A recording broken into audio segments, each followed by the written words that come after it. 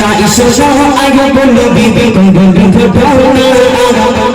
সঙ্গে সখীরা চলে গেল থাকলো রহিমা সোনা ইসো আগে বলো বিবি কোন ঘটনা সঙ্গে সখীরা চলে গেল থাকলো রহিমা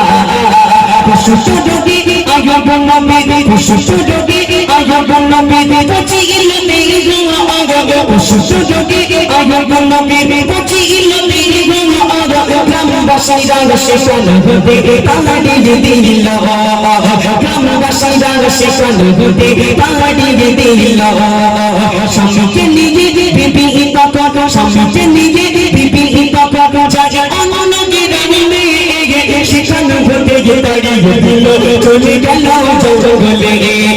সেখানে হতে তাড়িয়ে দিল চলে গেল জঙ্গলে কত কষ্টে তারা কত কষ্টে তারা দিন কাটালো বুঝো যদি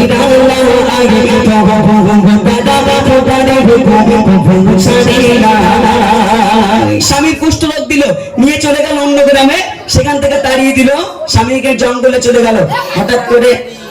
একদিন আইয়ুব নবীর খিদা পেয়ে গেল বলছে আমার প্রাণ প্রিয় বিবি আমরা তো জঙ্গলে চলে আসলাম তো আমাদের খিদে পেয়ে গেছে কি হবে আমাদের খাওয়ার ব্যবস্থা করে দাও কি বললো খাওয়ার ব্যবস্থা করে দাও তখন বিবি রহিমা কি করেছিল কবি লিখছেন বিবি রহিমা জাজাকে দিদি খাবার সন্ধানে বলেন কে মহিলা মেরে দো খবর কাজে দিনে মোয়ে বিবি রহিমা জাজাকে দিদি খাবার সন্ধানে বলেন কে মহিলা মেরে দো খবর কাজে দিনে মোয়ে মহিলা বলে আমি তোমাকে মহিলা বলে আমি তোমাকে দেব যে খাবার বলে আমি তোমাকে দেব যে খাবার কাম যদি নাই চাচা তোমার মাথা যদি নাই চাচা তোমার মাথা আগে দিয়ে বলে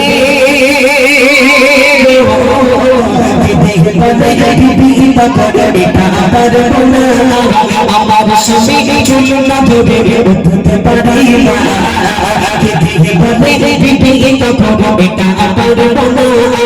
আমার স্বামী চুল না ধরে উঠতে পারে না একদিন যাই বললো আমাকে খাওয়ার ব্যবস্থা করতে খাবার কোথায় খাবো এই জঙ্গলে কোনো দোকান নাই কিছু নাই কি করে খাওয়া খাবো ঠিক আছে আমি গ্রামে যাই কোনো মহিলার কাছে কিছু খাবার পাই কি দেখি এক মহিলার কাছে মহিলা একটু খাবার দাও আমার স্বামী ক্ষুধার জ্বালা সহ্য করতে পারছে না তখন বিরোধ যে এই কিনা খাবারের কথা বললো খাবার দিতে পারি কন্ডিশন একটা এগোছি আমার দিকে খাবার দিতে পারি কন্ডিশন একটা কটা কন্ডিশন একটা কি তোমার মাথা চুল কেটে দিলে খাবার দেবো নাহলে দেবো দন্তর না করে না কোনোদিন দেবো না চুল কেটে দিতে হবে তাহলে খাবার দেবো নিরুপায় হয়ে বিবি রহিমা কি করেছিল কবি লিখছেন নিহিদু বাড়ি গগে বিবি বকট নিহিদু বাড়ি গগে বিবি বকট চলে কেটে গেছে দিল গগে নিহিদু বাড়ি গগে বিবি বকট চলে কেটে গেছে দিল গগে খবর তো সামনে খবর তোরে কে সব খবর দিল নিহিদু বাড়ি গগে বিবি বকট চলে কেটে গেছে দিল গগে খবর তো সামনে খবর তোরে কে সব খবর দিল ইবলিশ কিয়ে আহি গোনো কে ইবলিশ কিয়ে আহি গোনো কে ধোকা দিতে গেল দিল বলে তোমার বিবি চুরি করতে গিয়ে দাদা পড়িল বলে তোমার বিবি চুরি করতে গিয়ে দাদা পড়িল এই কথা শুনে এই কথা শুনে আই গোনো বিবি চোখের পানি থামে না সুস্থ হবে বিবি রহিমাকে আমি ছাড়ব না সোনা ঈশ্বর বলবো বিবি ঘটনা সঙ্গী সাথীরা চলে গেল থাকলো রহিমা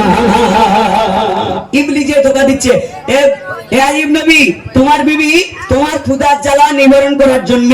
তোমার ক্ষুধার জ্বালা সান্ত্বনা দেওয়ার জন্য গ্রামে গিয়ে খাবার চুরি করে নিয়ে সেও খাবার খাস নে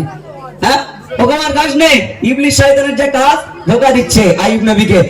আল্লাহ জিবরিল আমিনকে পাঠিয়ে দিল এই জিবরিল চলে যাও কোথায় যাও আল্লাহ আমার আইয়ুব নবীর কাছে। কেন যাব? আগে যাও তো, তারপরে দেখছি কি করা যায়। আইয়ুব নবী চলে এলো, এই জিবরিল আমিন আইয়ুব নবীর কাছে চলে এলো। তারপর কি ঘটনা ঘটছে কবি লিখছেন, হঠাৎ করে জিবরিল আমিন হঠাৎ করে জিবরিল আমিন হঠাৎ করে জিবরিল আমিন নবীর কাছে আসিল। হঠাৎ করে জিবরিল আমিন নবীর কাছে আসিল। খোদার ইশারায় তাগার পাশে দুটি ঝরনা হইল। খোদার ইশারায় তাগার পাশে দুটি ঝরনা হইল। জিবরিল বলে জিবরিল বলে এই বান্দে গোসল করে নেন। জিবরিল বলে এই বান্দে গোসল করে নেন। সেই গোসলাই আল্লাহ নবী শেফা করে দেন। সেই গোসলাই আল্লাহ নবী শেফা করে দেন। এমেদাদুলে গো এমেদাদুলে কলম লিখে এই করুণ ঘটনা বলে খোদার গো তোমরা অগো ছেড়ো না। বলে এমেদাদুলে কলম লিখে এই করুণ ঘটনা বলে খোদার গো তোমরা অগো ছেড়ো না। শোনা শোনা আইয়ুব নবীর করুণ ঘটনা সঙ্গী সাথীরা